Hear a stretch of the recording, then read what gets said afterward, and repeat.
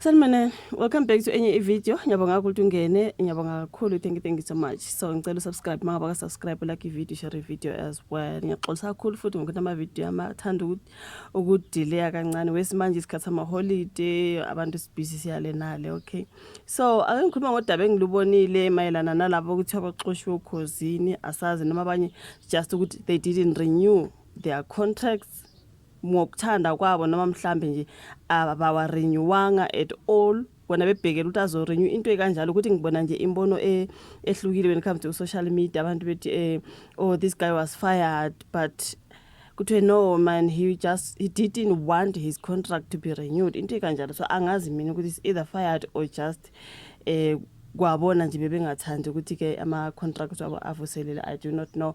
Ngizokhuluma ngobhuti uSigqemeza ke uSiphombatha esiyazi udumele kaSigqemeza yo guys. So kuthi ukhala ngendlela ayaxoshwe ngayo mangibona bebhalile la guys, so lezi bantu ukhala ngendlela axoshwe ngayo lapha nokhosini. Ngiyabona futhi ukhunywa ngobabo ayandamsweli kuthiwa ke naye uphumile okhosini. Kuningi nje bafethu. uSiphombatha ke kuthe usenza uhlelo lasekuseni partners insuku lapha na kaKhosi FM uye waveza ukuthi kontileka yakhe ayivuselelwanga kulonyaka, hayi ukuthi uzicelele ukushiya, hayi ukuthi uzicelele ukushiya. Ngiyabona omunye oyaphendula, who's that guy wasokhosini abathi mabe post ngokuthi he was fired, waphendula nje i-comment engathi uchaza ukuthi no yena he wasn't fired, he just preferred not to. Okay, so yena ke kuthiwa ubengalindelanga ukuthi uzoxoshwa. Ngikhuluma ngento engiyifundayo bafethu, hayi ukuthi ngiyasicabangela. That's why ngithi imboni yabantu mawungena enkundleni zokuxhumana isukisishiyana ungasazi ukuthi manje okuyikona yikuphi, sogcina sesiqanjiswa namanga, right? But anyways kuthi uSigqemeza uyakusho lokho estatementeni saka Skipho ngoLwesibili emini ngemva kokwenza uhlelo lwakhe lokugcina kulomsakazo. Okay, uthena kummangazile kubona kwabezindaba ukuthi ubefuna ukushintsha uhlelo alwenza ngenxa yomsebenzi wokufundisa, kodwa uthe abaphathi abayingenanga ke eyokuvuselela ikontileka yakhe. Okay, uthi ngize ngaxhumana nezikhulu eziphezulu ngendlela udaba lwekontileka yami olusingathwe ngayo. Okay, ngimangazayo ukubona kwabezindaba kuthiwa ngizicelele ukuhamba okungalona iqiniso, which means akazicelelanga ukuhamba, bengafuni ukuhamba, just abayivuselela, which means bebesithi phuma. Okay, so ngingasho nje ukuthi ukungavusela kwekontileka yami kukhona okungahambanga kahle, kukhona njengoba kwenzeka izinto engaziqondi okwaholela ekutheni ke kuthathwe lesi sinqumo. Ikhona engikhala ngakho, ingakho ngaze ngatshela abaphathi beSABC ngakho. So ngiyasihlonipha ke isinqumo abasithatha, kodwa indlela okuhanjiswe ngayo iyona engingajabulile ngayo. Kusho bani? Kusho uSigqemeza.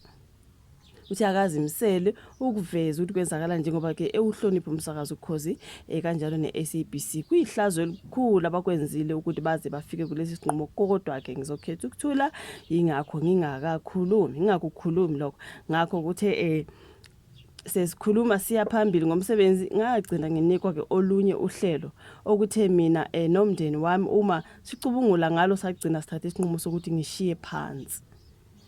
Angiyekanga ngoba ngifuna ukugxila emsebenzini wobufundisi. Lokho akulona iqiniso, njengoba ke kuvela sengathi mina ngizicelela ukuhamba ukuze ngiyobhekana nalo msebenzi, ngiyohlala ngihloniphe iSABC nokhozi, kodwa inkinga yami inabanye izikhulwini ezikhona ezingaluphathanga kahle udaba lokuhamba kwami. Ukuchaza abantu uSigqemeza njengoba bebhala utheke esebonga wonke umuntu omesekile kulomkhakha wezokusakaza, wathi usavulelekile ukuthatha wonke amathuba azoqhamuka okusebenza kulomsakazo. uSipho akuchithwanga yena kuphela, njengoba kuhambe nabanyoza kwabo, kukhona kubo uZidladla, ubaba ayandamswele, uSiphongo Dladla, umfundisi uLungisani Simelane, uKing Sifiso. I think King Sifiso ngeke ngimbone responda lapha kaTwitter uresponde komunye umuntu ngaze kathi wemba. Hey, okay, uKing Sifiso ke nabo abakhiphe istatement bebonga abalaleli balesi station ngokubeseka. So yami nilona daba ke labo Sigqemeza nabo babo ayandamswele inkosi yami ngokungavuselelwa kwamakontileka abo.